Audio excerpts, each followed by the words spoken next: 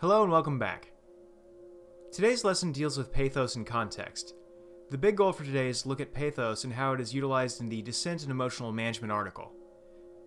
This will give us an opportunity to see how modern rhetoricians are building on the ancient ideas to look at arguments and to make their own, even though they're not necessarily even really digging into pathos as a term, but they are looking at emotional appeals.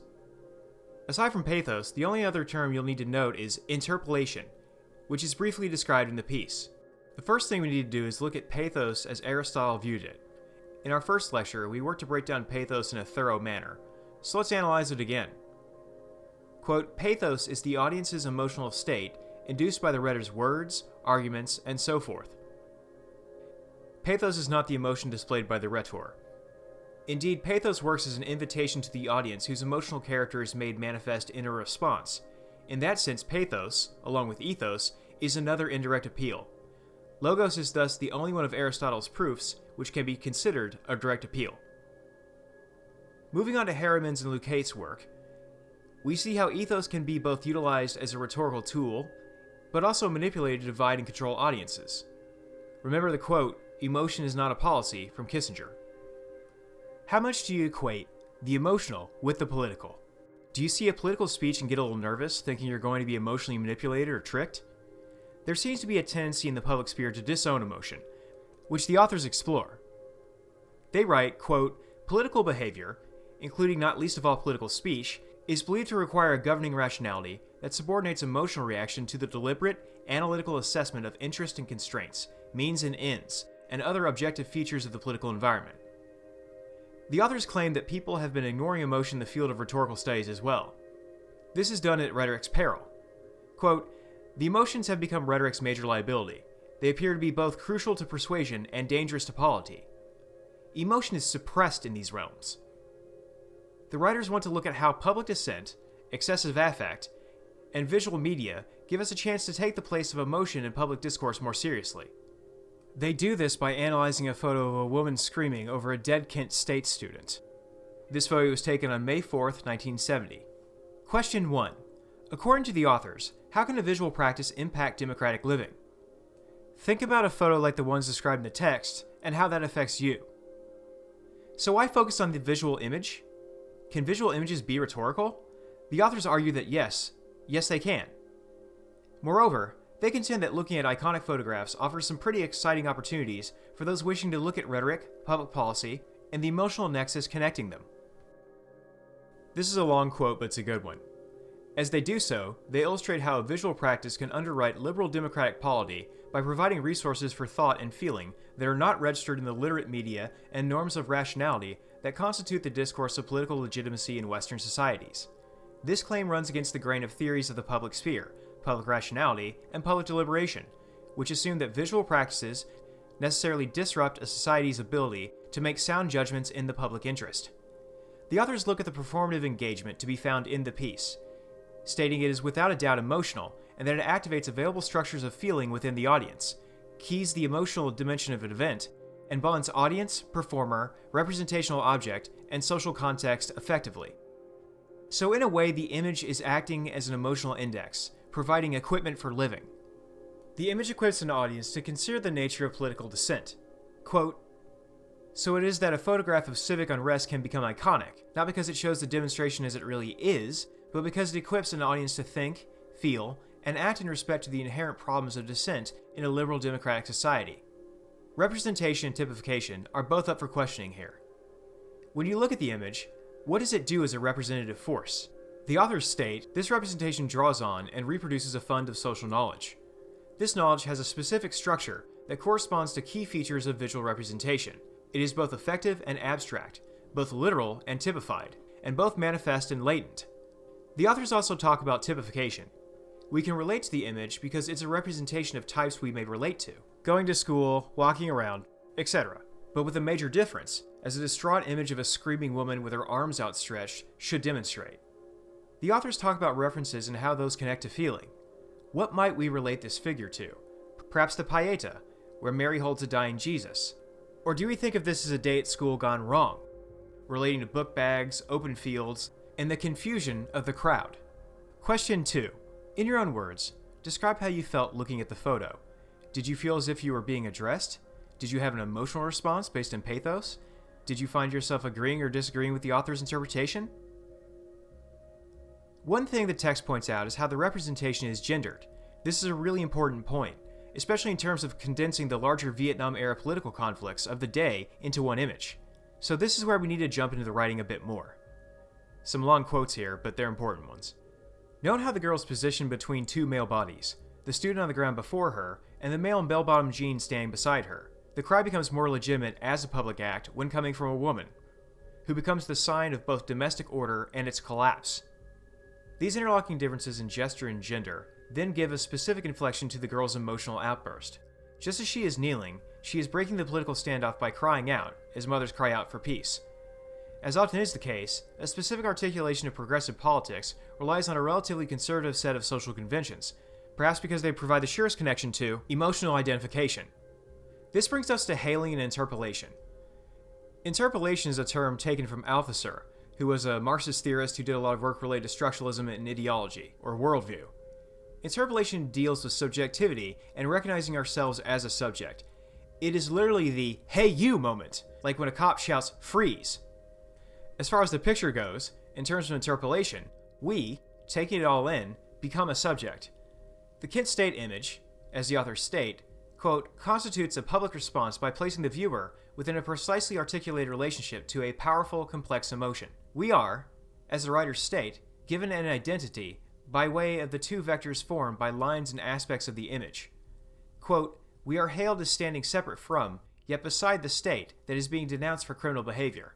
The girl is screaming at those beside us, while being offered directly to us for our judgment or action. Thus, the photo's combination of emotional display and visual interpolation creates a strong sense of moral crisis, a point at which the audience must decide where it stands. That last line there is really great. Imagine going from just looking at an image to being put in some kind of relationship with not only the image, but the politics which surround it. Reading the photo by way of vectors turns it into an intense process of recognition, identification, and political awareness, even if it's not necessarily a vote for X or Y type of politics. The authors liken it to a mode of dissent. Quote, in short, the photo reconstitutes citizenship as an emotional construct. And here we're back to the importance of citizenship. What it means to be a citizen, what citizenship is and allows for, what it demands, what may appeal to one citizen, not another, etc. By looking at this image as a pathos-based appeal, we're going all the way back to Athens as well as our first lectures. How does one become the many as far as representation of the citizen? Let's look at page 13, which has some of the most dense but also most effective writing this piece offers. Quote, just as emotions are construed as the outward expression of internal forces, the photo creates its own emotional power by situating an outcry within a compositional structure that compresses as it channels what is not otherwise being expressed in the scene. Citizenship here can be spread. Quote, this reproduction of conventional assumptions about emotional life within the compositional structure of the picture provides the basis for redefining citizenship as an emotional practice that requires individual expression of social energies and collective values. But the tension here is set between the screaming and the rigid, impersonal, and straight nature of the public sphere. Remember, the public sphere is where we're supposed to be proper and prim, not wilding out as it were.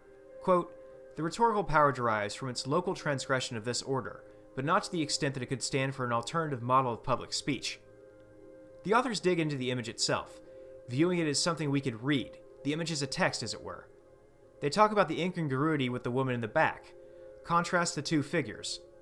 Although, I like to break this up a bit myself and note that I don't quite see what they're seeing, but their reasoning is still intriguing, and of course I invite you to make up your own mind and analyze the image yourself, obviously. The authors write, they represent two extremes of political response, while all the other figures are milling around in a middle ground of intermediate degrees of participation. The question that arises is whether the overall design of the image makes any of these figures more appealing than the others. The answer comes not from a grammar of visual design, but rather from the nature of emotional identification. They go on to summarize this part of the photo's structure, saying, the image both evokes and constrains an emotional form of citizenship. Now that's a big statement.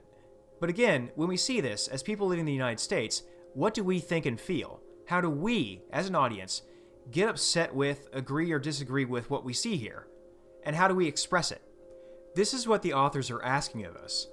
Quote, by placing them together with an aesthetically unified composition, The iconic photograph transforms a record of a specific event into a structure for political identity, and this takes us back to emotion. Here's an intense claim from the authors. Quote, "A rhetorical text was indeed emotional, but only because emotions are rhetorical, and the persuasive breakthrough achieved by the photo was an example of a polity being brought to its senses by its capacity for feeling." The writers look at how complex emotion is as a private but public activity, writing, "Although emotions are socially constructed, this society constructs them as properties of individual experience. Thus, the public media are in a mildly paradoxical condition of creating shared moods without going against the grain of the folk psychology of individualism." Alright, that's a lot to break down, but if we focus on the photo, we're seeing a multi-layered complexity delivered in a so-called simple image. There is a lot going on there. We have a tension between public and private, the individual and the group, the military and the civilian, the powerful and the powerless, etc., etc. Question 3. Why did the authors believe the photo was successful? Do you agree? Why or why not? Now we can talk about feeding into a bigger narrative. The photo has enthymetic properties. We are, again, filling in a premise here, but one of our own design.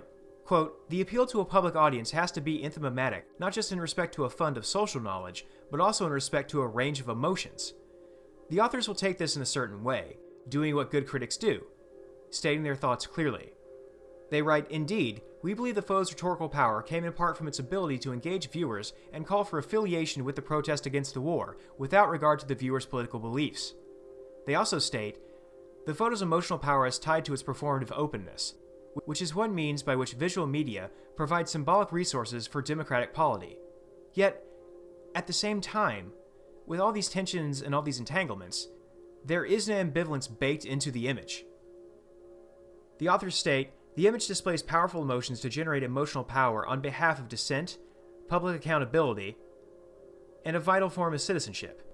Yet it also coexists with discourses that restrict its power or turn that power against the public interest."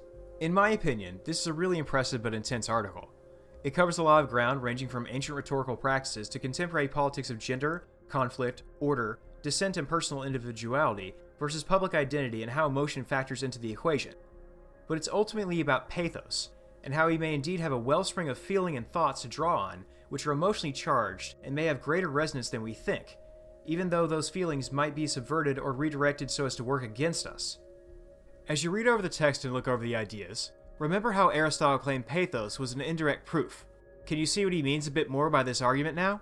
When we account for all of what is going on in this picture, we cannot ignore the emotion of the situation, although we cannot necessarily control our reaction nor that of others, which is another aspect of the rhetorical situation to ponder. What audience? What response? So that's it for this lesson. See you online.